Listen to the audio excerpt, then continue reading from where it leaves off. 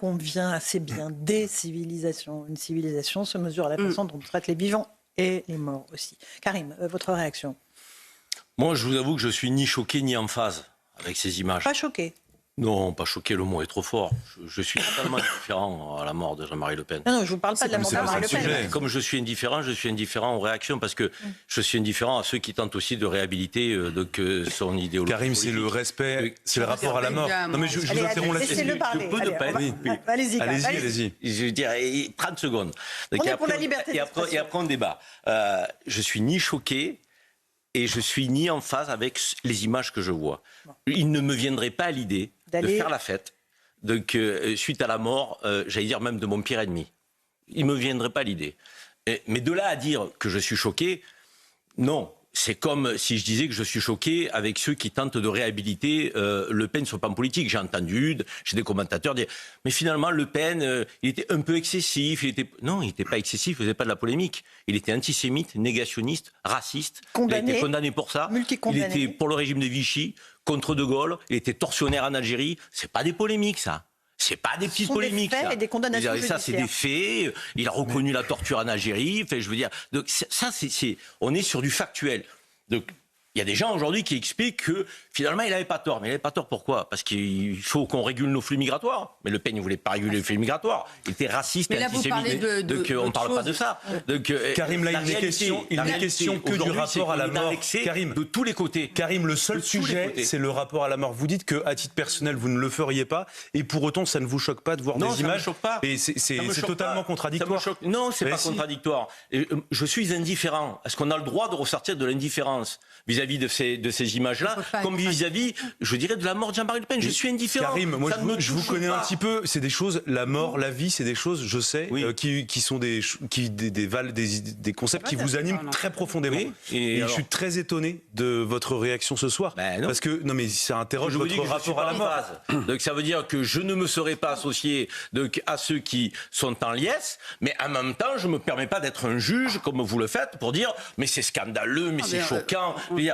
On est en liberté, un pays de liberté, on voit. Ils ont le droit de faire péter leur bouteille de champagne. Et on a le droit de ne pas être d'accord avec eux. Mais vous voyez bien que la question, c'est mon cas. La question, elle est civilisationnelle, Karim. Vous vous insurgez du fait que moi, je ne sois pas choqué. Non, mais Karim, est-ce que c'est une civilisation? Est-ce que c'est une civilisation qui se porte bien, qui fait ça? Mais ce n'est pas une civilisation qui se porte bien quand la République tente de réhabiliter dans certaines bouches de gens qui se disent... Si vous voulez, on peut en parler à côté. Là, ça interroge le rapport à la mort. Je sais que vous respectez la mort. Nous sommes dans une société des excès.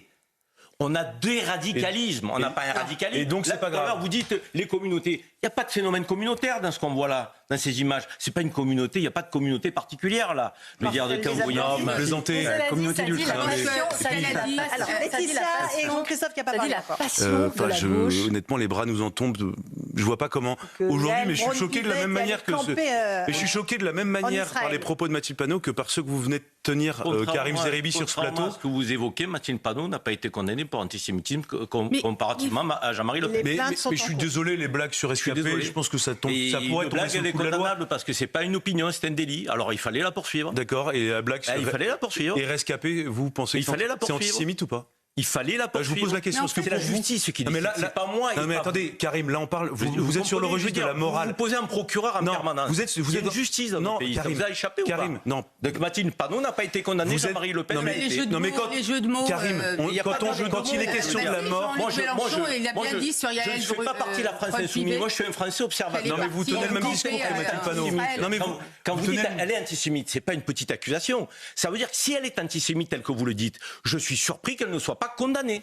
Karim, parce que l'antisémitisme, moi ce qui me gêne, ça s'étaye. Ce qui me gêne, Karim, non mais vraiment c'est important. C'est marrant parce que vous accusez comme ça d'antisémitisme. Peut-être juste rajouter le fait qu'il y a un certain nombre de plaintes qui ont été déposées à l'encontre de dirigeants de la France insoumise qui sont toujours à l'étude.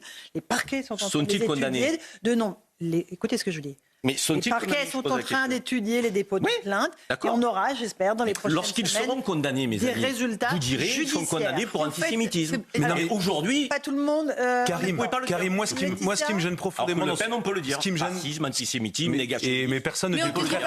Attendez, Karim, là j'ai l'impression que vous jouez. Franchement, vous jouez un peu à l'idiot. On joue pas à l'idiot. Non mais le sujet, il est moral. Il est question de la vie, de la mort, de la civilisation. Là, on n'est pas en train de parler de pénal.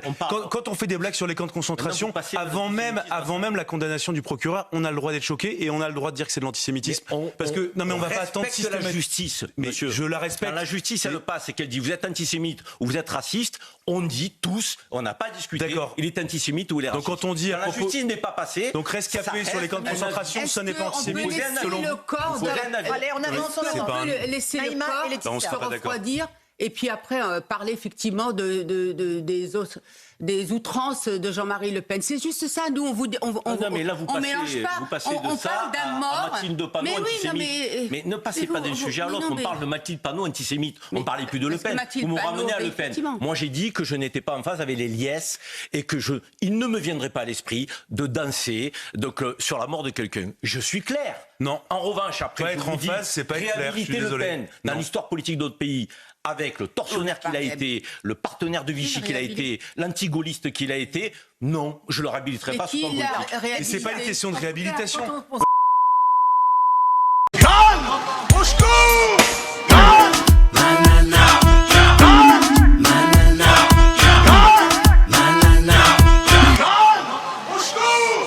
C'est ma